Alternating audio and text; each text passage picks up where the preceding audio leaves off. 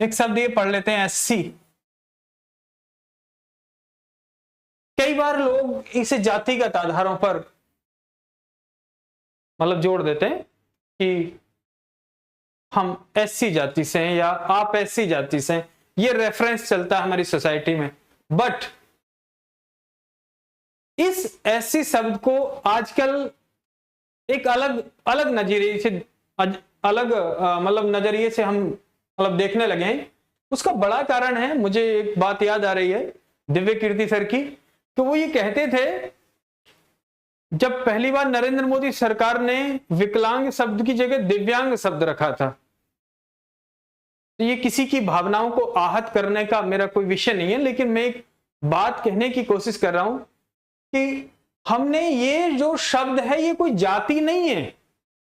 ये शब्द को कई बार लोग समझने की कोशिश ही नहीं करते।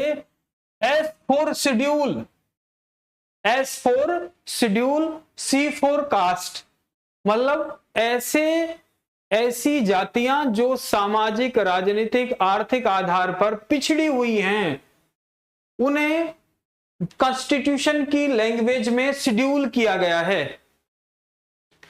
अब एससी का मीनिंग एक विशेष जाति, एक विशेष धर्म, एक विशेष जाति से हम जोड़ लेते हैं और उसे एक गालीनुमा स्थिति में ले आते हैं। मैंने क्लास में कई बार ये पढ़ाने की प्रयास किया है कि आप इस शब्द को समझिए, ये कोई जाति नहीं है। और इसी से संबंधित जो शेड्यूल कास्ट मैंने बताया है, ऐसे ही एक और शब्द है एसटी, शेड्यूल ट्राइब, मतलब कॉन्स्टिट्यूशन में ऐसी ट्राइब्स का जिक्र किया गया है, उन ट्राइब्स को मतलब जोड़ा गया है जिनकी राजनीतिक, आर्थिक, सामाजिक परिस्थितियां ठीक नहीं है।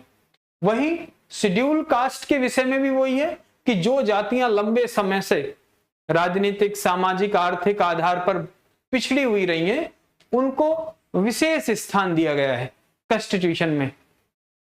तो इसे अन्यथा की स्थिति में ना लें, सिर्फ मेरा एक कहना था, क्योंकि कई बार हमें यह पता ही नहीं चलता कि एससी मीनिंग क्या है। ये कॉन्स्टिट्यूशन लैंग्वेज है, ठीक है। ऐसे ही कुछ विषयों को अनुसूचित किया गया है। इसी संदर्भ को समझाते हुए मैं ये समझाने की कोशिश कर रहा हूं आपको, जो भारतीय संविधान की अनुसूचियां हैं वो भी ऐसे ही कॉन्स्टिट्यूशन लैंग्वेज में कुछ सब्जेक्ट्स हैं जिनमें बहुत जल्दी बदलाव नहीं कर सकते हैं आप। समझ आई बात?